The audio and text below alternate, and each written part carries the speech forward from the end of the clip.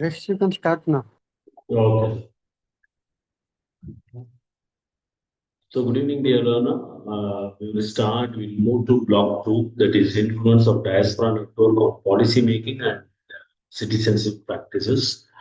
Uh, that is the main areas that we are going to see today. And the diaspora unit one that deals with the diaspora networks, right? So how the even though we are in various areas, how we are going ahead with the diaspora network thing, how we are all forming. That is the main areas that we are today discussing about. So, what is the definition of the diaspora network? That is immigrant community maintaining a connection with their homelands, right? When you say networks, it is not they are uh, sitting in US, they are having a network. No. It also, but main concern is the immigrant communities maintaining connection with their homelands. How far they are connecting with their homelands, whether you are in Malaysia, Singapore, or Southeast countries or European countries, how we are having the connection towards our homeland. That is the main concept when you are talking about diaspora networks. The second, that broader usage initially is used for Jews exile, now refers to all displaced communities, right? So we discussed about how the Jews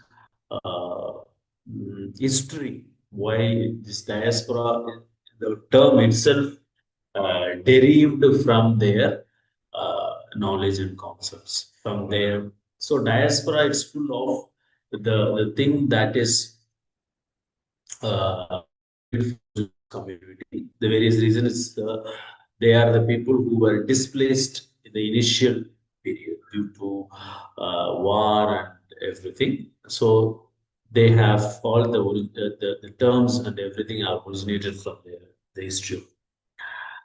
So the objectives of this unit is to understand the phenomenon of diaspora networks. Right? When you use the term phenomenon, means that the process into it, how they are connected, and the various aspects of diaspora networks, and uh, how it was and how it is right now, and how it will be, and explore the nature and characteristics of these networks. Right? We will learn how what is the nature and characteristics, okay, of these networks, and examine the implication of the diaspora networks, how the country is moving. Is all about this. So when you talk about the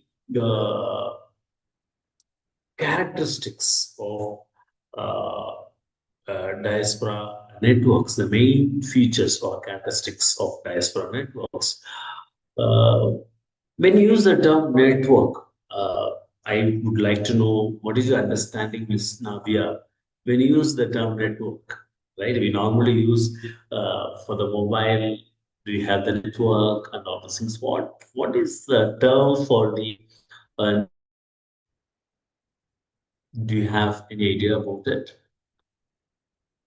The simple term, but it means a lot.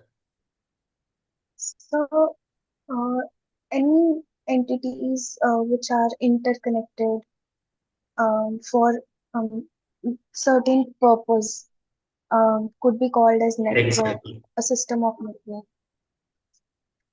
Yeah, you are correct.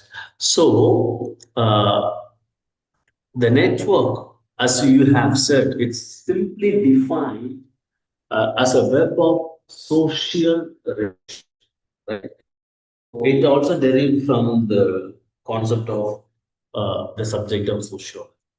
It is the web of social relationship is all about, right? So, and it is also, as you have said, it's connections, so that in this social terms we use it as the uh, what to say connection so that we in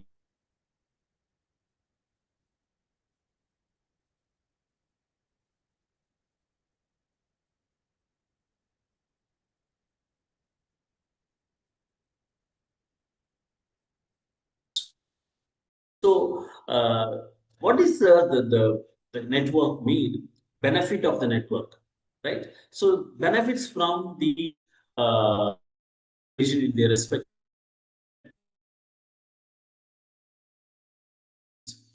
kind of connections, and the outcome of it, the outcome of the network is that it tend to maintain the links and bonds among the people. So that is the main of the network. So when we talk about the diaspora networks, with the help of the diaspora networks, sustained connection or ties with homeland as well as with the people and the relationships are world are made. So that is the first and foremost characteristics of diaspora networks, and the degree of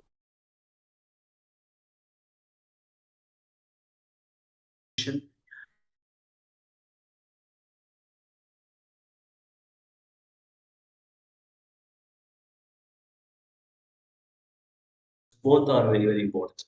Benefit of the diaspora networks can be determined through the status of a socio-economic position. When you talk about the socio-economic position, probably a person in Southeast Asia, in Arab countries, they may earn a lot of amount, right? Lakhs of amount for their work there. But what is the socio-conditioned work? That is also very, very important. Are they given citizenship? Are they treated as a first-class citizens and compared to their uh, citizens of their country? Are they given preference? Are they permitted to buy land over there? Right. So the basic rights are given, the fundamental rights, what we talk about, the equality, and they are they able to give their concerns if they face problem to the government? Are they hearing? So these are the social and government related issues. So probably these two status, that is a socio-economic status of the people of the host land and their engagement, the diaspora engagement policy, right? How they are engaging and how the what is the policy for making them to engage in the homelands are the two pillars which determines the diaspora networks. And the diaspora networks may be formal or right. So how it can be formal?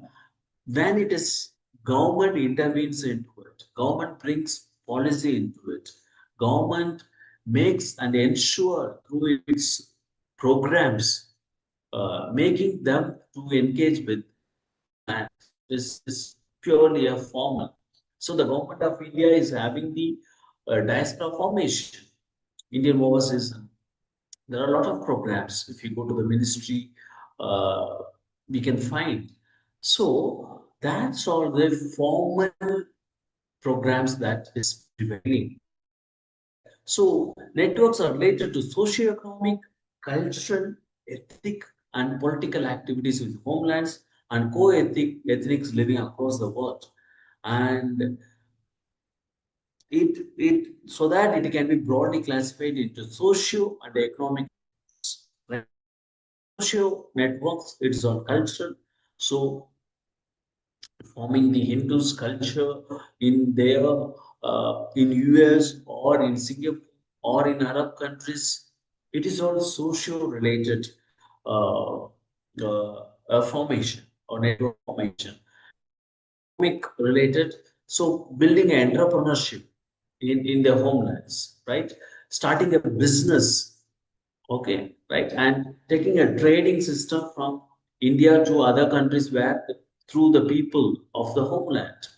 So starting a business by procuring the items from the homeland, so the export increases. All right. So these are the main areas, main concerns when we are talking about diaspora formation, right? The characteristics. So, and there is really psychic connection, right? Which is wonderful when they are psychologically connected towards their homeland.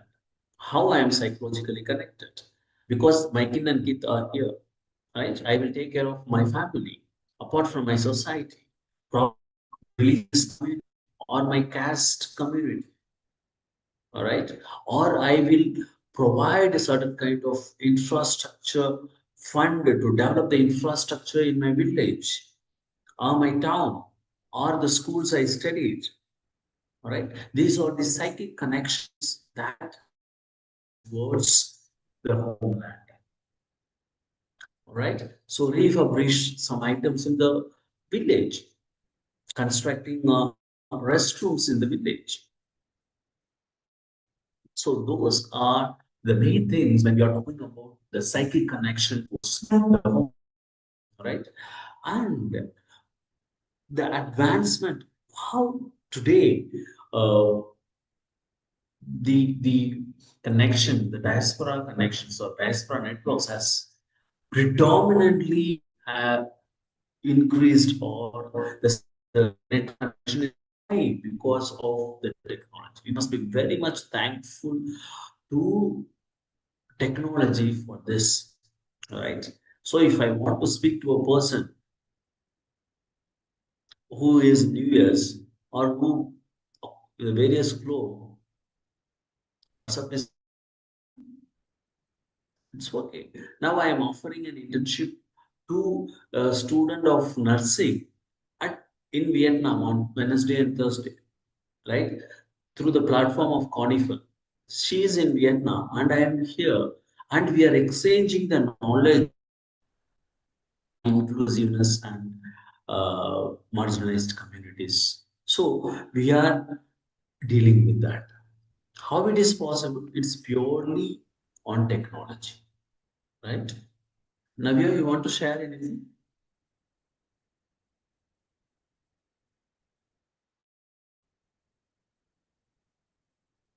Miss Navya, you want to share anything? Because you are on the mic. Do you have any issues? No, sir. Is my voice is audible? Because it shows sometimes is unstable network. Is that okay? Yes, sir. It's okay. All right. So So this technology, that is ICT, information communication technology, uh, due to the globalization, has strengthened the diaspora networks. We must be very thankful the globalization, and the co-ethnics living around the world in recent decades has phenomenally increased, and the co-ethnic, the feeling, right? So we celebrate Pongal in Tamil Nadu, Onam in Kerala, the things probably in your what you celebrate Navya is in your homeland. What is the main celebration? Can you know So Holi, Diwali. any festival it is? Yes, sir. The generic festivals, Holi, Diwali, Yeah, and yeah. yeah, yeah. So let us imagine that 2 decades or 3 decades before, if a person is New Year's, I am unable to share anything to him.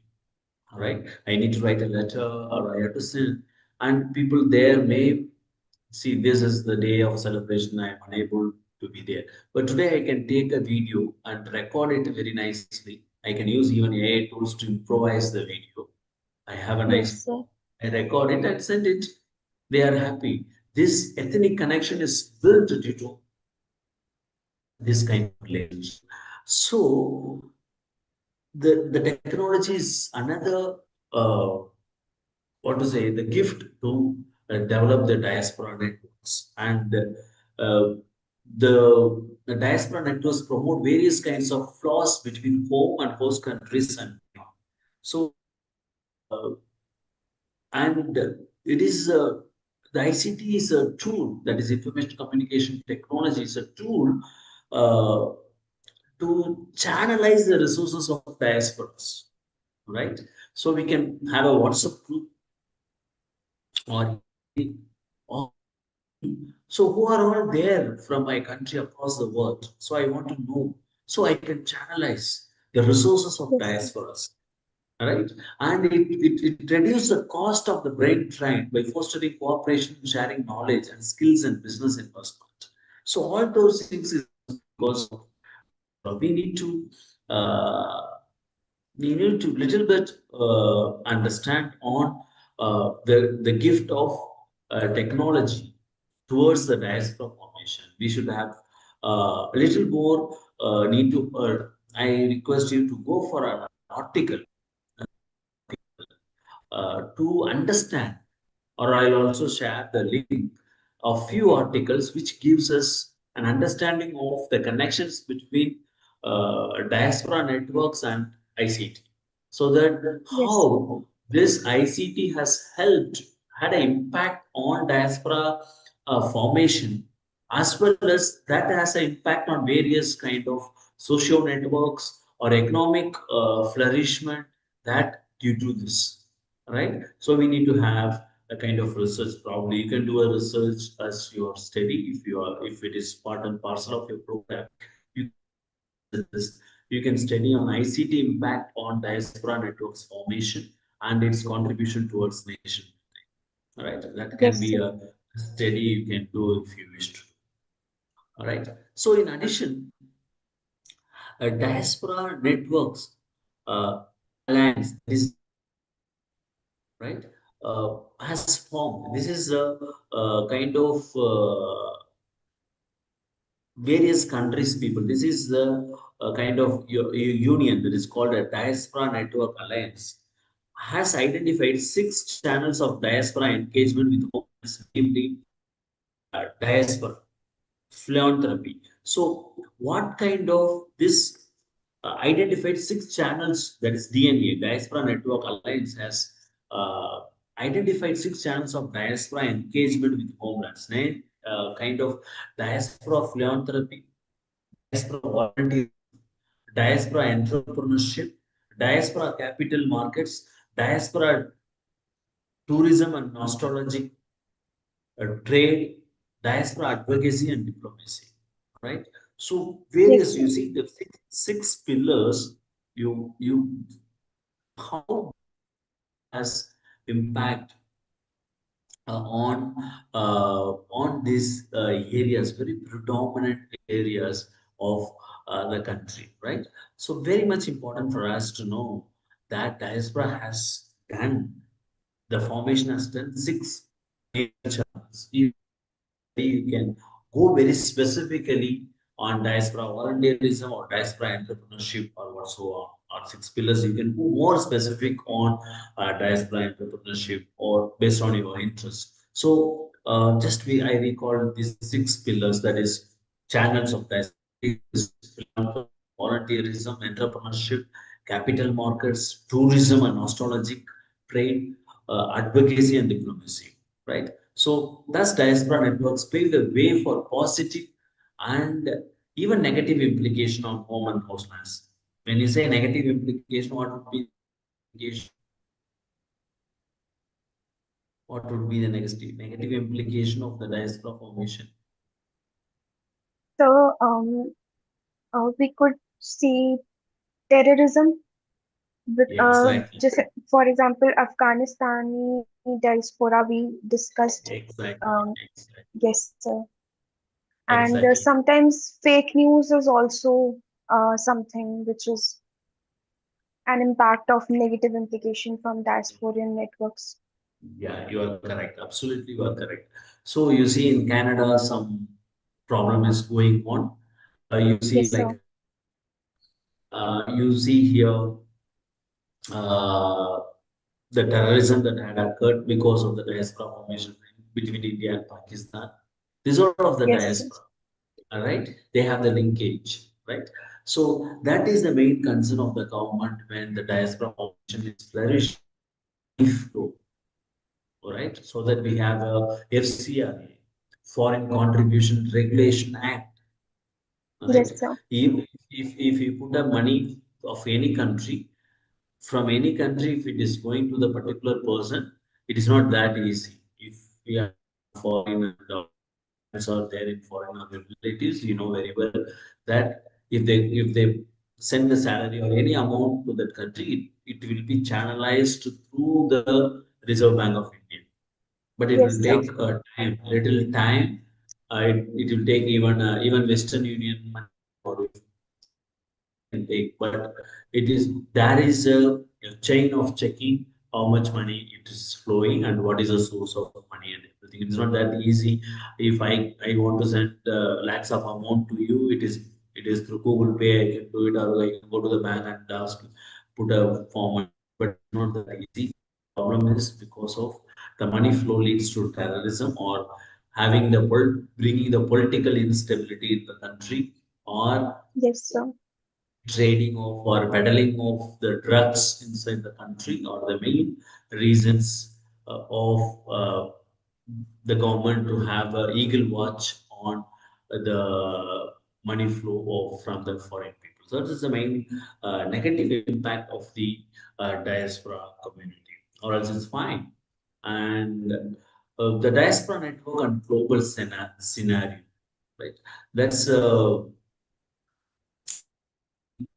area that how the global scenario of the diaspora networks, right? So that also we need to understand, right?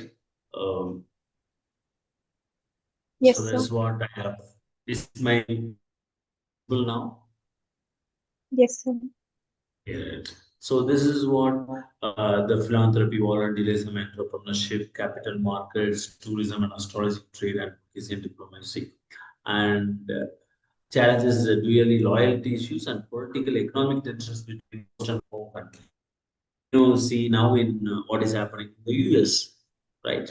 Uh, President Trump is sending the people are taking various steps towards illegal immigration or putting the immigrants as a second citizens country. Uh, Yes, sir. his steps are like that, and that affects the Indian politics too, right? So now we are taking how the trade will go. The last 1 week, there is a positive and negative impact on trade. Now, if you have read the newspaper a few days back on if including China, India, and other countries which are importing crude oil from the Russia will be imposed of 100 percentage of tax. So India is importing 45 percentage of the crude oil from Russia. And after the Ukraine-Russia war, a lot of stand and against Russia and stand on it against Ukraine and all those countries. Importing the crude oil to India because probably India is supporting them. So there is a Yes, lot sir. of tax being reduced by the Russia to India. All right. So now Trump is saying that Russia should end the war within a month. Okay. That's what the within a month or he gave some days to Russia. And the other countries which are getting the crude oil from the Russia should stop it or else he will impose 100% of the tax. So the political economic tension countries. And India also will look into the diaspora people that are those who are in US and in Russia, right? And the connected countries. So this will bring a lot of political uh, agenda into it that we need to understand. And Yes, sir. The thing is, the role of diaspora in host and home countries is the facilities, acts, and cultural ambassadors. Home countries encouraging investment and knowledge transfer, strengthening global influence through advocacy. Right? We have examples of diaspora uh, network. We have, excuse me,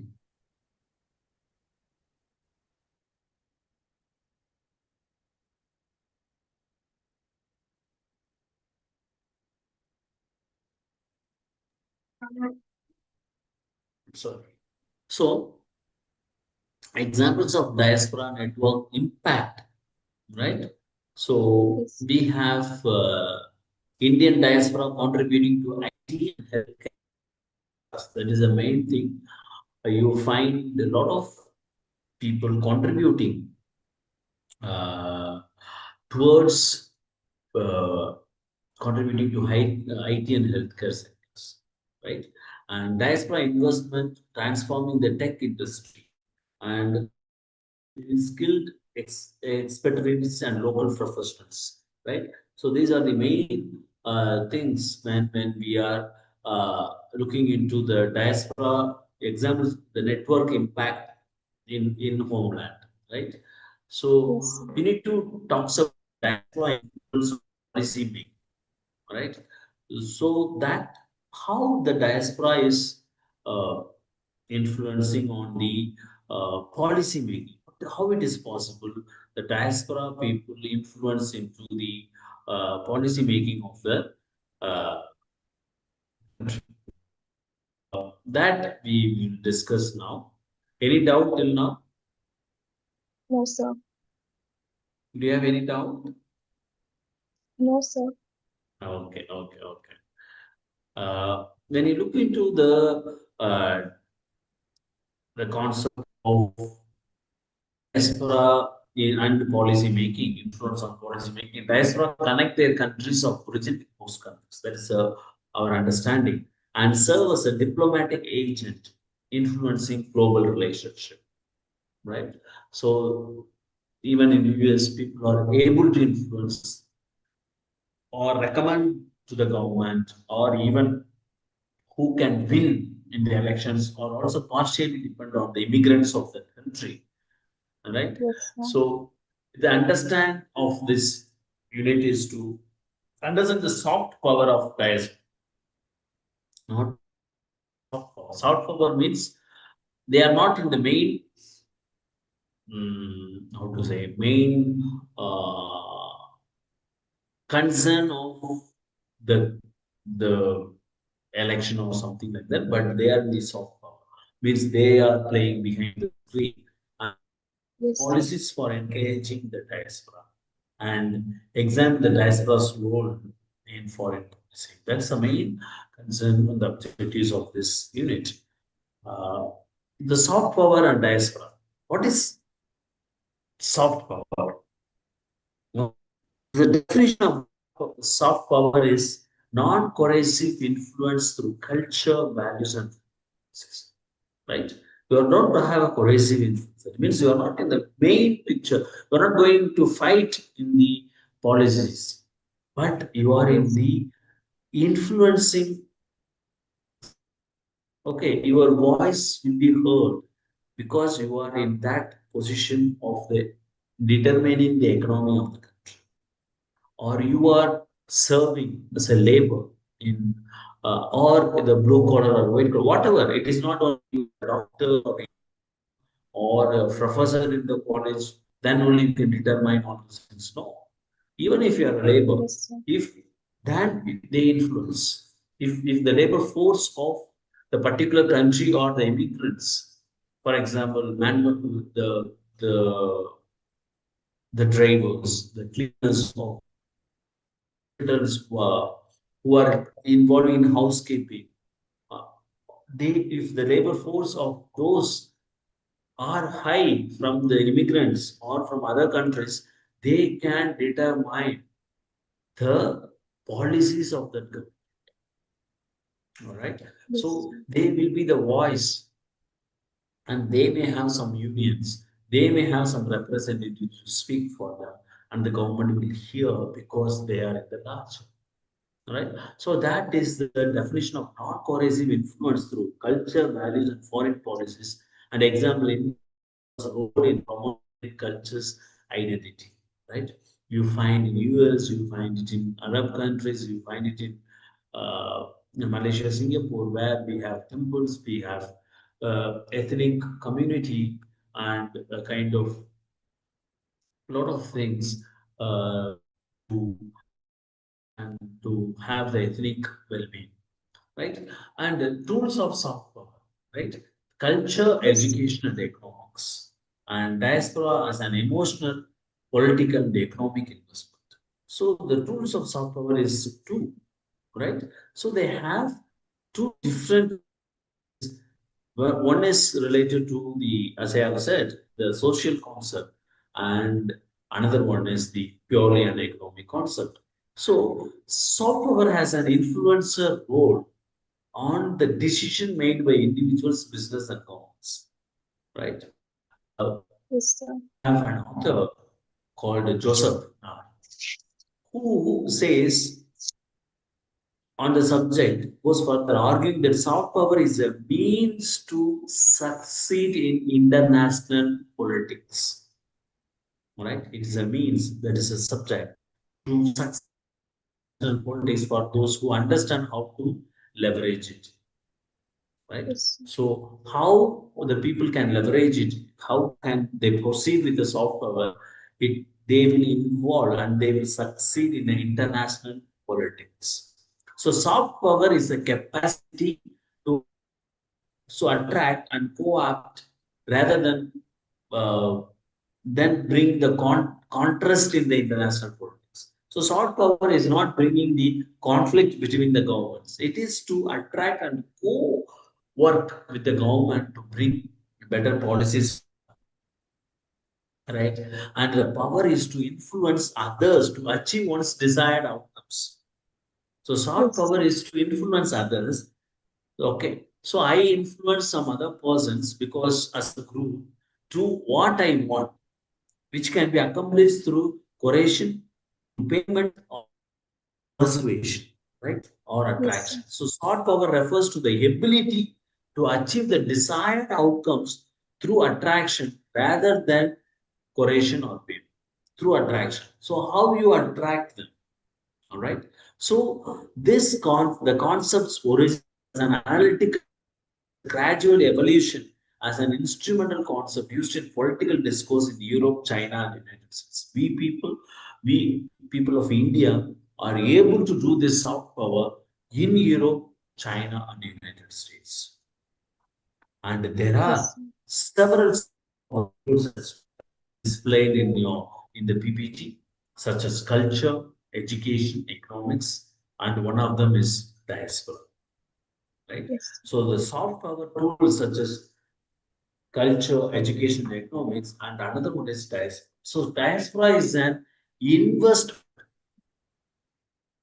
economical, cultural, political, and emotional and social, right? So when you say diaspora in foreign countries, we can say that it is an investment of the country, right? yes, sir. So people are there as a diaspora community.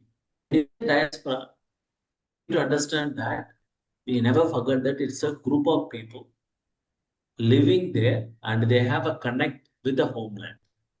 Yes, sir. When you use the term diaspora, they are not just like they are working there. When you use the term diaspora, they are the people living in host countries and they have a strong connections towards the homeland. So hence diaspora is an investment of the homeland, right? So it is an Yes, India's sir. investment. In what are the areas that investment is there, which is economical because money flow, cultural Yes, sir. because we practice your culture, and you have Yes, sir. political, Knowledge transfer. which is a which is a political, right? Yes, And you have emotional and social connect towards your homeland. Okay, so by understanding this investment on these areas, The importance, its importance is expressed in three areas, right? One is the political law. Have you heard the term lobby? Um, Lobby, LOBBY. yes, sir, but not in a political sense. What do you mean? What is the lobbying? So I have the power, so I will lobby. I want this person to be the minister of this post. I want this programs to be done for my people. So you do lobbying with the government officials. You do Okay, lobby with the government. Means you want your expectation to be done, right? Because as I have said in the just few minutes ago, it is an investment on economic, cultural, political, social, and emotional. Right? yes, sir. So based on that context, the people are able to lobby the government. That is the first dimension of or its importance. Second one, economic growth, right? So the Yes, sir. economic growth, it is not only in the hosting land as well as in the homeland. So two-way track. So the economic growth takes place in the host land as well as in the homeland. Probably the host land is high of the immigrants because they need to work there. But the contribution of that also comes, a lump sum amount comes to the homeland. The homeland Yes, benefits sir. 60%, the homeland benefits 40% of that, right? Of their Yes, sir. that poses an investment. So, as first one is the political lobby that takes place. The second one is the investment, the through investment or entrepreneurial or capital marketing and everything. Third one is a transfer of information, right? Yes, sir. So the information is transferred, right? So if I want to go to Australia, I will speak to my uncle who is there for a long period of time. Information, I get it. Or the information regarding the health situation of the country, the Yes, sir. information regarding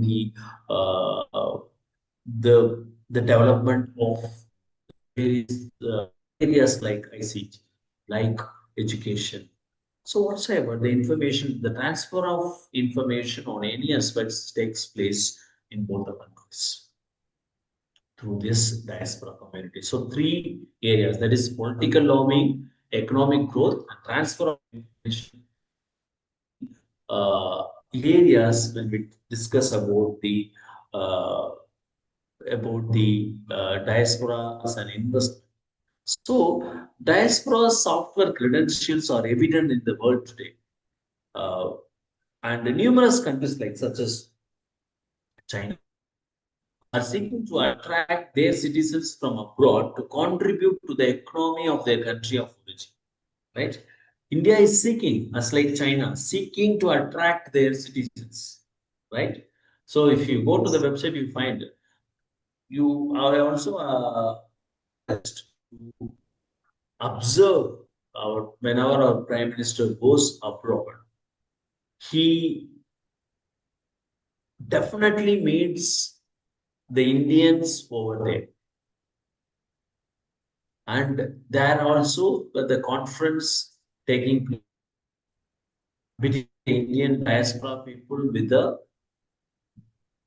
prime minister or the external affairs ministers or any officials regarding that. How to promote the economic investment of the diaspora communities, yes, sir. right? So that I request you to observe whenever you get, whenever you find person moves as a prime minister or the external affairs ministers moves to other countries, how they are meeting, what they are discussing. That if you take the note, you find a lot of information regarding uh, seeking their investment in the country. in the country, and what are the new programs, or how far the regulations are being made, or the subject is open for them, or any kind of tax being reduced for them to invest in the country. So that we need to look into as a practical learning what is happening as of now. Yes. And the soft power may be necessary condition for achieving goals, but it is not a sufficient condition because all outcomes are not unilateral decisions, right? Sometimes the foreign policies will not allow, right? You cannot use the soft power in all the countries, right? Now the US has brought a lot of regulations into it, so they cannot use that power, right? So Yes, sir. that does not automatically the use of diaspora as an Indian foreign policy tool, however, is comparatively modern phenomenon, right? So when we look into this soft soft power, it is very important to understand what is it and how it is being used and how extent it can be uh, used. That is very, very important. So next one is a global trends, global diaspora trends. So increasing engagement in host countries, socio and political activities, significant remittances and investment to home countries. So how far the remittances? That means how far the foreign people are sending money to our country, the Yes, sir. remittance. Okay. So that the global trends we also should know, right? So when you look into that, we have Indian diaspora engagement policies, right? So Ministry of Overseas Indian Affairs, MOAA, and we have OCI card, Indian Overseas OCI, Yes, sir. I Overseas explain. citizen of India. Sorry, so overseas citizens of India.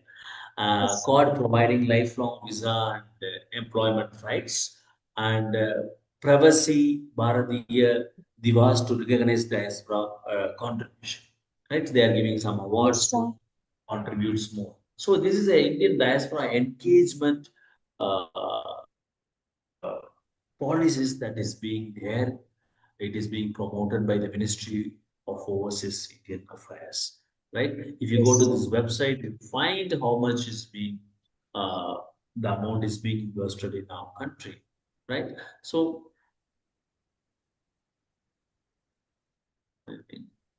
all right.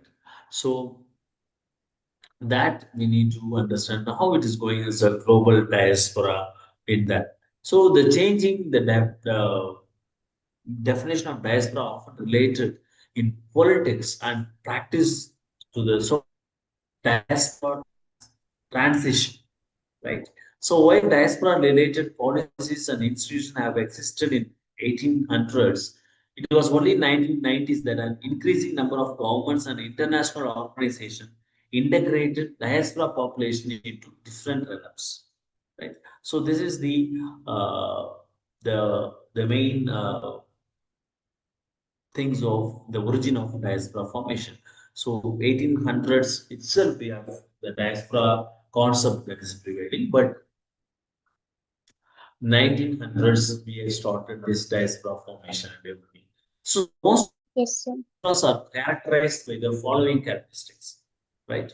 So when you see to it, the first one is migration, forced or voluntary, in pursuit of jobs, trade, or fleeing conflict or persuasion from the country of origin, right? So when you talk about the diasporas,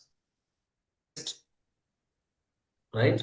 So that first one is a migration.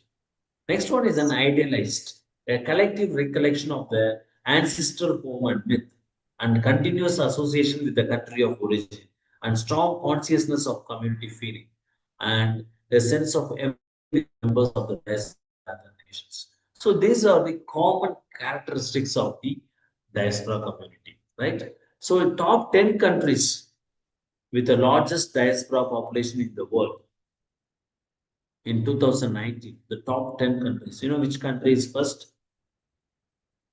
The No, top sir. 10 countries largest diaspora population. or largest diaspora population in 2019. Sorry, sir, I couldn't hear you.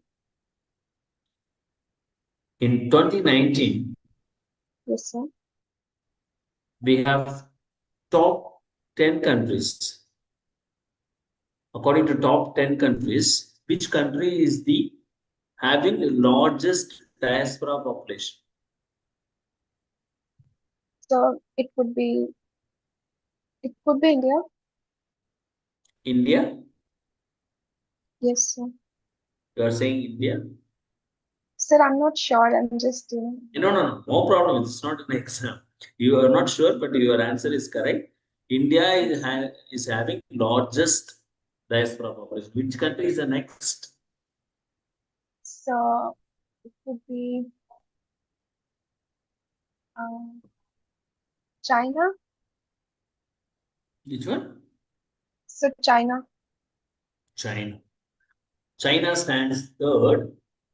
Mexico is the second one. Okay. So India has 17.5 million people living across the world. Next, Okay. Mexico, third, China, right? Okay, sir. So followed by Russia, which is fourth one, Syria, that is there in your textbook, you can refer, and Pakistan, sixth, Pakistan, Ukraine, Philippines, Afghanistan.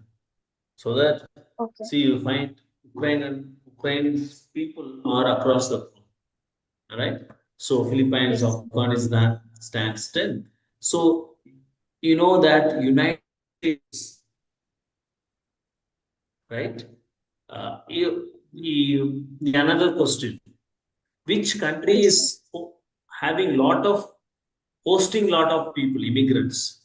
Which country has the largest? Uh, which country has the largest population of immigrants? So US. US. Yes, sir. Do you think that in top 10 countries, India will come for the host having lost largest population of countries from other? In, Sir, will India fall? it could be Hmm? the case because there is a growing trend of immigration in India from last few years. So it could be. It could be. Yes, sir. India is not in the list. It is all Okay. kind of European countries and East countries, Southeast countries. Like US, as you have said, US has Okay. 51 million population of immigrants according to 2019 census, and followed by Germany, third Yes. Saudi Arabia, fourth Russia, and United Kingdom, and United Arab Emirates, France, Canada, Australia, and Italy stands with 6 million people at 10th place, Yes, right? sir. So this is the scenario when of the scenario of the immigrants and uh, status. So India stands first in sending. So people studying here and getting better job and going in other countries for working. So Indian policy, uh, excuse me, and and diaspora foreign policy acts as a lobbying force in host countries, as you have seen, and promote trade, challenges in diaspora engagement, building trust among stakeholders. What are the challenges in diaspora engagement?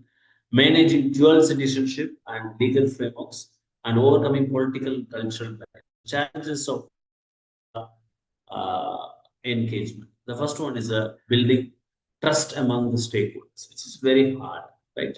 So you go there and you have to build a stakeholders. You should have connected with a lot of people, bringing stakeholders. It's very hard.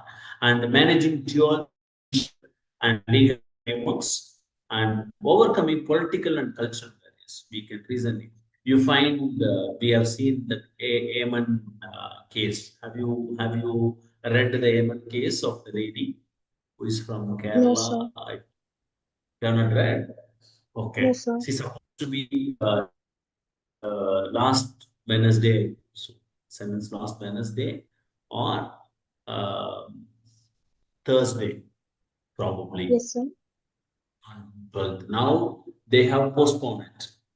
They have not cancelled the verdict of sentence being capital punishment. She has Yes, killed sir. a co-worker who works with her. Yes, sir. Right. You did talk about it. Yes, sir. We talked about it, right? Now, actually, she Yes, sir. was supposed to be given a sentence to last week. Now they have postponed it, but they are not. There is a concept called blood money in Yemen. Okay, so I am a convict. I have done something to another person, right? Here there is a Yes, sir. chance that that family can forgive me Okay. by I have give blood money to them. Blood money means I have killed, so they have kind of a blood money. Okay, blood, BLOOD money, blood money. Yes, sir. Now that family is not accepting the apologies of that lady.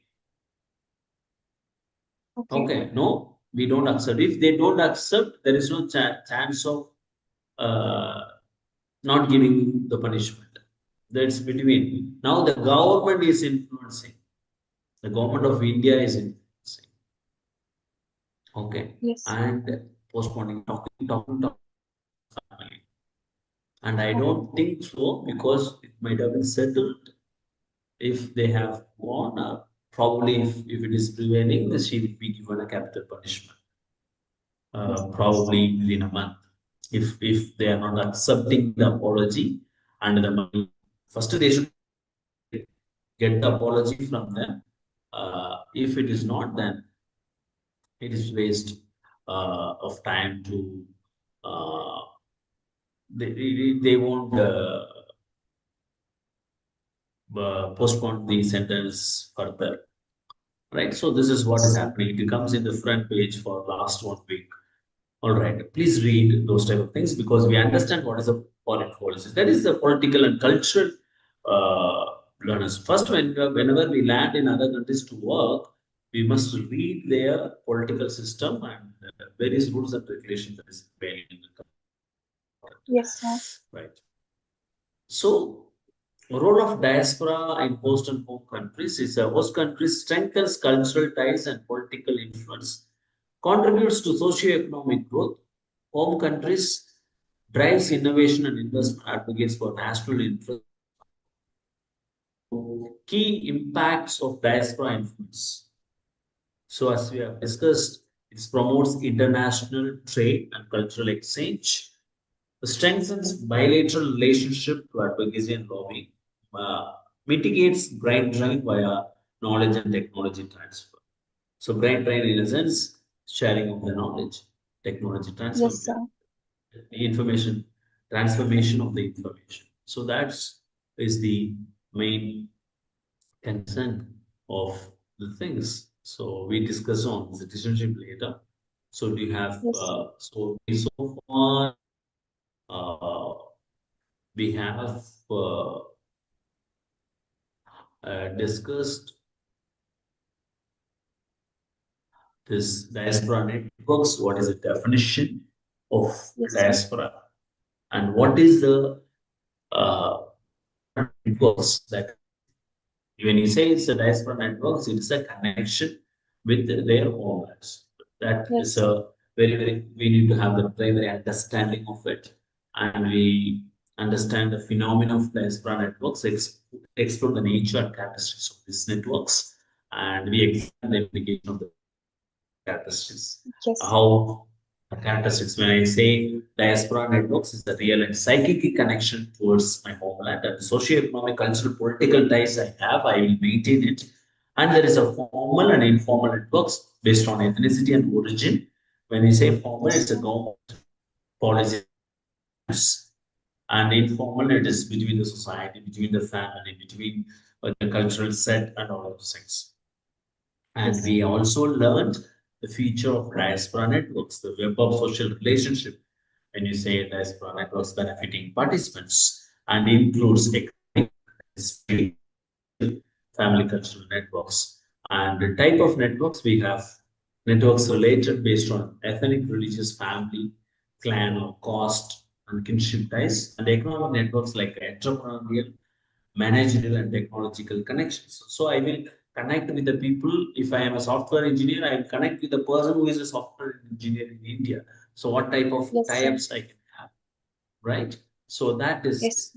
the impact of globalization that we have discussed a bit deeper of Yes, sir. globalization impact on ICT and ICT impact on information, facilitate knowledge transfer and reduces brain drain.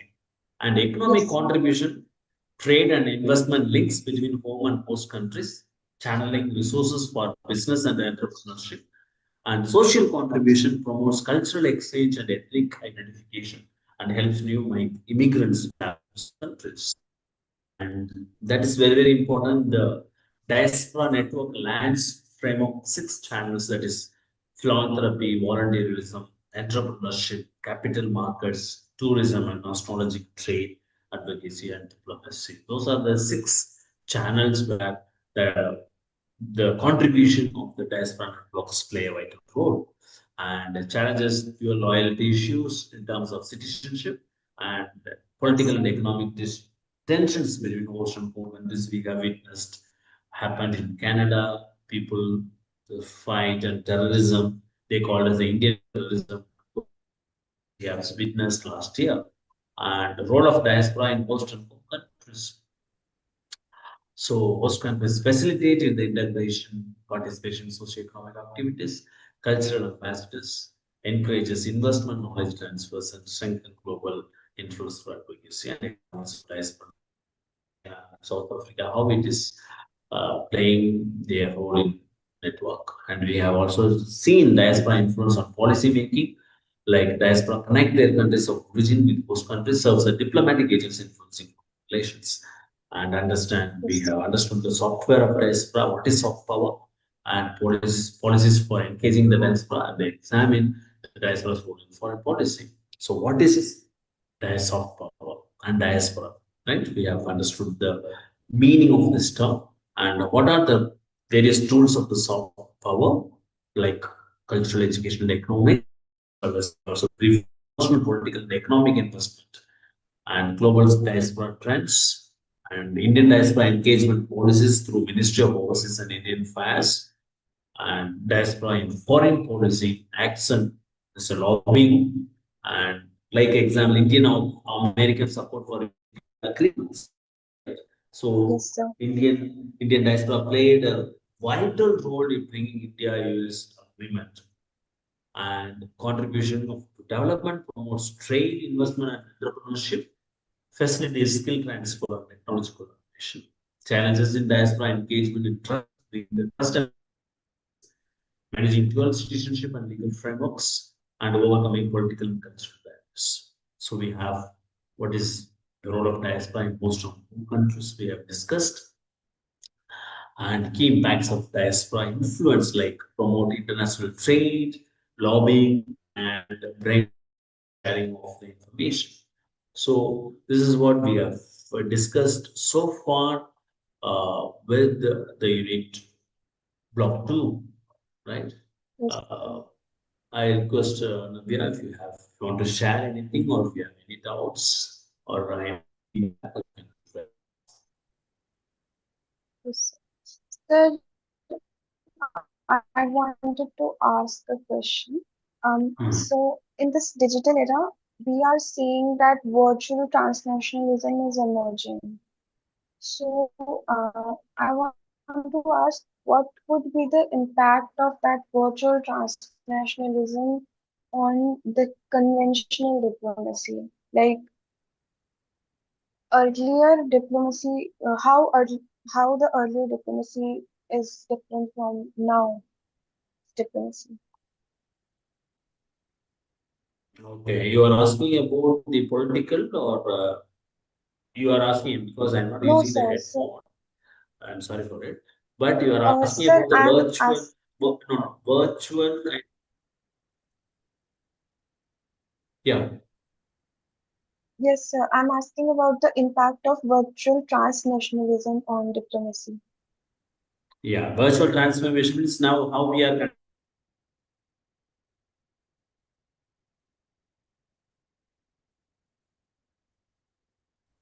Just a minute. Yes, sir.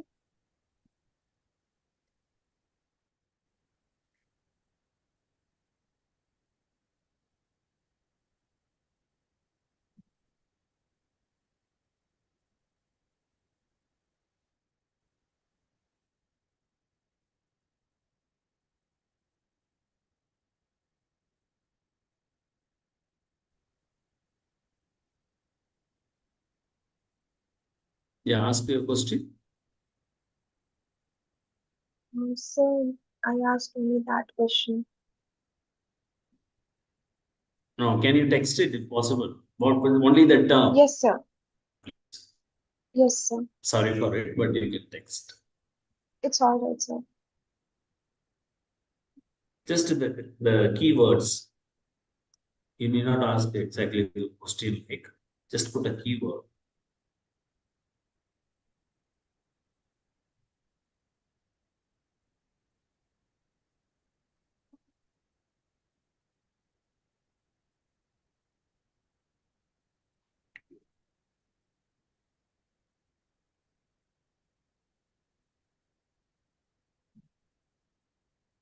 Impact of virtual transnationalism.